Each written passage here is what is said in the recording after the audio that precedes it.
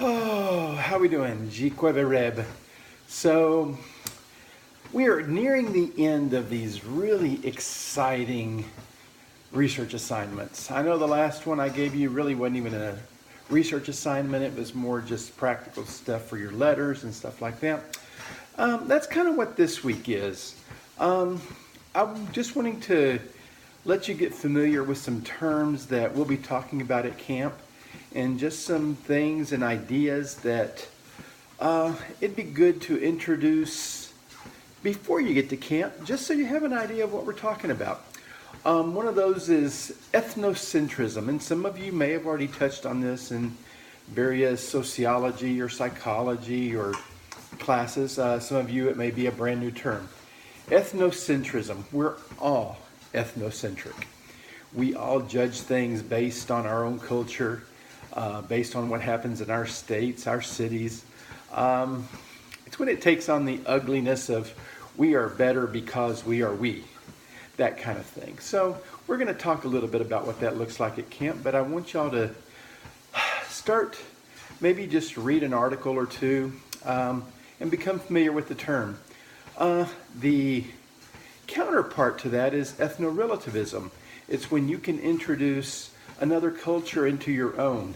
And I think, honestly, the United States is pretty good at that. We're pretty diverse.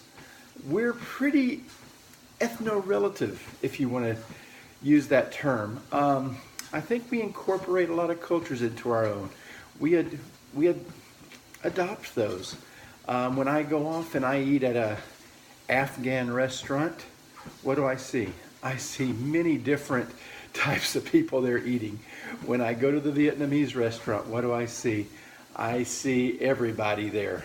When I go even eat just at the local restaurants now, I see everybody from various different cultures sharing tables. So food is definitely one of those, and we'll talk a little bit about that. Food's one of my favorite subjects anyways.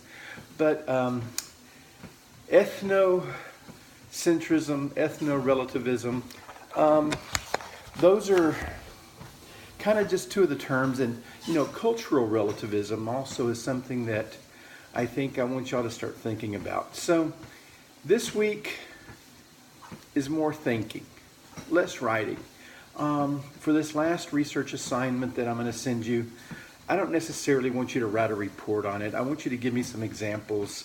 I want y'all to be creative in how you find those examples of these two terms and kind of what you think cultural relativism is. And one of the things we're going to talk about at camp is just how this affects you as an exchange student. Learning about culture is pretty important, I think. And I'm pretty excited to share some of these ideas with you and hear you share those back with me. So anyways, pretty simple this week. You're just basically going to read a couple of articles or whatever you Google. Probably be the same one for all of you, but I'd like for you to dig down, maybe go back 7 or 8 pages into Google, not those first 2 or 3, and look at some stuff and see how even the things have changed. The perspective from 2010, 2009, 2010, how those have changed in relationship to 2018 maybe. Perspective. Now, these are not new terms. These are terms that have been around forever. So let's kind of just see what that looks like.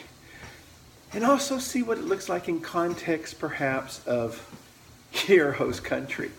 Are they ethnocentric? Are they ethno-relative?